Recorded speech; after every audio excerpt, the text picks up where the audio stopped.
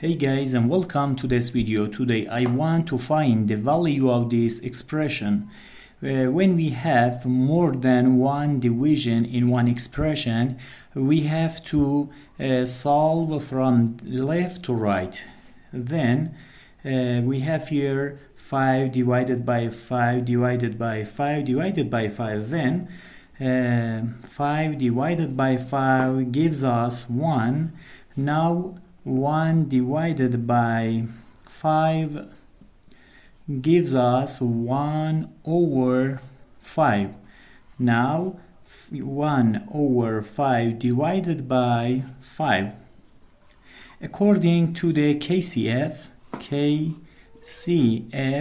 that is, keep first fraction, change division to multiplication, and flip the second fraction.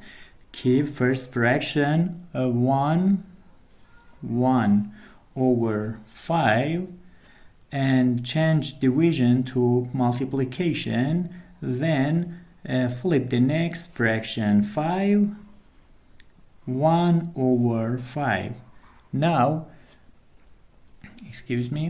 we have this expression. 1 times 1 gives us 1, and 5 times 5 gives us 25. The final answer is 1 over 25. Thank you for watching.